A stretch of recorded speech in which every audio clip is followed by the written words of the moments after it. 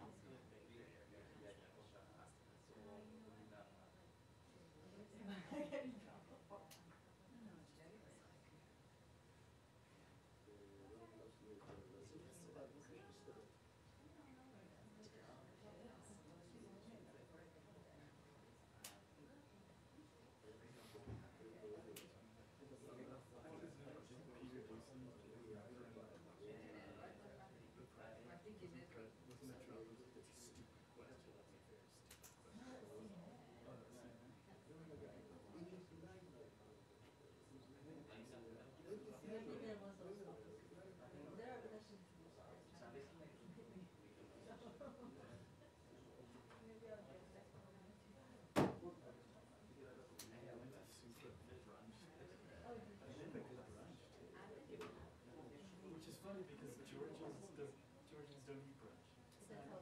Yeah.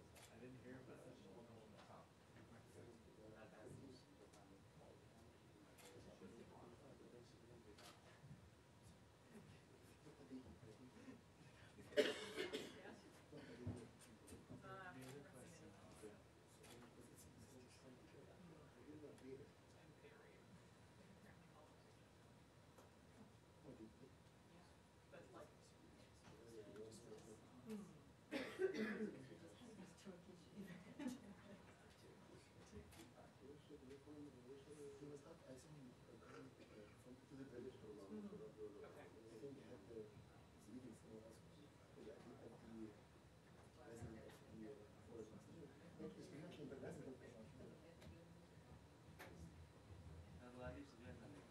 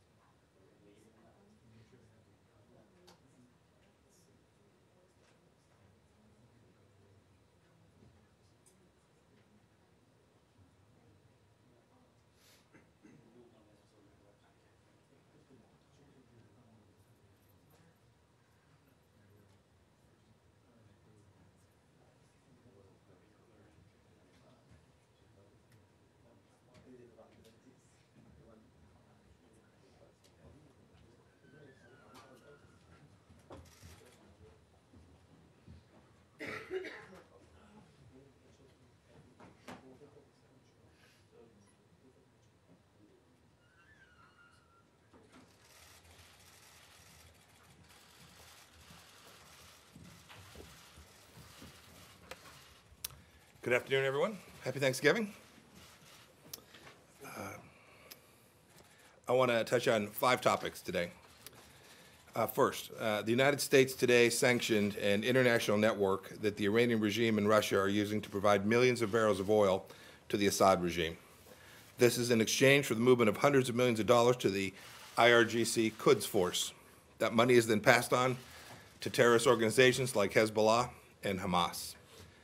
The United States, in its continued efforts, will not allow these dirty dealings to flourish. Iran will not be allowed to exploit the international financial system to hide revenue streams it uses to fund terrorist activity, support sectarian militias abusing civilian populations, or to destabilize the region. Second, you've seen that Interpol is electing a new president. It's an important organization. We strongly endorse Kim Jong-yang, who is serving as its acting president. We encourage all nations and organizations that are part of Interpol and that respect the rule of law to choose a leader with credibility and integrity that reflects one of the world's most critical law enforcement bodies. We believe Mr. Kim will be just that. Third, our special representative for Afghanistan Reconciliations, Khalilzad, just got back from his trip to Afghanistan, the UAE, and Qatar. Ambassador Khalilzad's first and last stop was Kabul, where he met with President Ghani, Chief Executive Abdullah, and other Afghan stakeholders to facilitate a peace process between the government of Afghanistan and the Taliban. During his visit to Kabul, Ambassador Khalilzad met with men and women active in Afghan civil society and peace efforts, members of the media, and other governmental and non-governmental organizations. In every one of his meetings, Ambassador Khalilzad stressed that all Afghans must have a say in creating a sustainable peace for Afghanistan. We will continue to work with all interested parties to support and facilitate an inclusive peace process.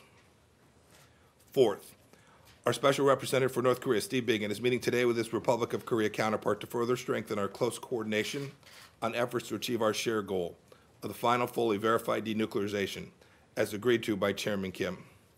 These are important discussions today with the Republic of Korea.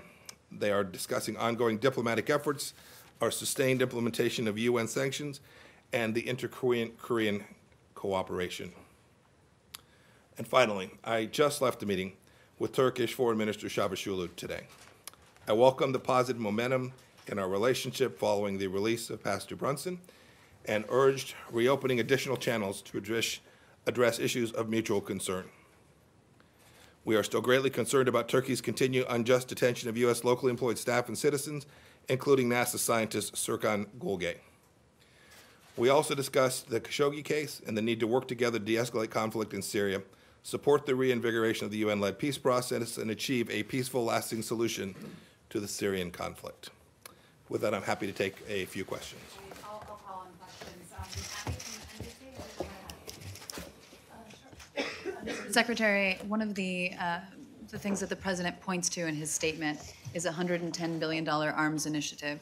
But by the State Department's own record, in October, only $14.5 billion has come through. When do you expect to see the rest of the money from that arms agreement?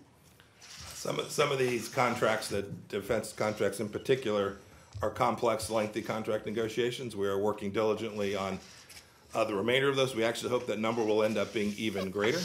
I couldn't tell you when those negotiations will conclude, but we are very, very hopeful that each of those commitments that the Kingdom of Saudi Arabia made to the United States to purchase equipment will be completed in a timely fashion. Yeah, thank you so much. Mr. Secretary, based on the President's statement, moving forward, the relations with Saudi Arabia won't be affected by the killing of Jamal Khashoggi, and how can you differentiate between the kingdom and the crown prince? Yeah. So it's a mean, nasty world out there. The Middle East in particular, there are important American interests to keep the American people safe, to protect Americans, not only Americans who are here, but Americans who are traveling and working, doing business in the Middle East. It is the President's obligation, indeed the State Department's duty as well, to ensure that we adopt policies that further America's national security. So as the President said today, the United States will continue to have a relationship with the Kingdom of Saudi Arabia. They're an important partner of ours. We will do that with the Kingdom of Saudi Arabia, its people. That is the commitment that the President made today. It's that straightforward. By the way, this is a long, historic commitment, and one that is absolutely vital to America's national security. We are determined to ensure that we continue to make sure that we take care of the American people in all of the strategic decisions we make about with whom we work around the world. Michelle with NPR. So one quick follow-up on that and then a question on Iran. So does the America First agenda mean putting U.S. business interests ahead of human rights concerns? And then on Iran, have you considered any specific actions, specific sanctions to pressure Iran to release the American citizens who are held there? Hey, try taking your second question first. Yep. We are engaged every day, literally every day, in working to return every U.S. citizen who was either wrongfully detained or a hostage somewhere around the world. That certainly includes Bob Levinson and all those that are being held by the Iranian regime. We're determined to get them back. As President Trump has made very clear, we're not going to pay a price for their return, but we are prepared to work with all those who can assist us in getting those Americans returned to their families and returned here to our country. Your other question is best answered by talking about what we have already done. There has been an enormous effort with respect to fact-finding pertaining to the death, the murder of Jamal Khashoggi. A lot of U.S. resources have been devoted to determining the facts to the best of our ability to determine precisely what happened there. The United States took a very strong response. We have sanctioned 17 individuals in connection with that investigation. We are at the same time committed to making sure that we place America's national security interests and all the actions that take place in the context of doing the right thing to make sure that America continues to thrive and grow. And when we do that, the world is better off for it too, and the Middle East is better off as well. Ben from NHK. Yeah, you mentioned Steve Beagan's meeting with his South Korean counterpart. I just wanted to ask, what's the message he's going to be sending as far as what the U.S. government would like to see South Korean government do as far as coordinating their inter-Korean efforts and the denuclearization efforts? So I think there's complete agreement between the South Koreans and us with respect to how this should proceed. We now have a working group that formalizes those processes so that we can be sure that we don't talk past each other, that we don't take an action or the South Koreans don't take an action that the other is unaware of or hasn't had a chance to comment on or provide their thoughts. And that's the purpose of the working group that's being led on our side by Stephen Beagan. We have made clear to the Republic of Korea that we do want to make sure that that peace on the peninsula and the denuclearization of North Korea aren't lagging behind the increase in the amount of interrelationship between the two Koreas. We view them as tandem, as moving forward together. We view them as important parallel processes, and that working group is designed to make sure they continue to remain that way. And a final question, CNN. Hi, Secretary Pompeo. You mentioned you're gathering all these facts. Does the president's statement today mean that that fact-finding segment is over? And have you seen the assessment he is expected to get today? I can't comment on intelligence matters. I'd direct you to the DNI, Director Coates, or to the CIA to talk about particular intelligence issues. Facts will obviously still continue to come to light. I'm confident of that. It's the way the world works. And as these facts come to light, will you Pursue further actions against whoever, even if it does show culpability? We have been unambiguous with respect to how we have treated the data set that we have been able to get. When America has the information it needs, it will, of course, do the right thing to protect American interests. And we have done so every time. How can you trust the Saudis after so much disinformation? As well, the question, the Prime Minister Saad Hariri said that they are as well as with the government.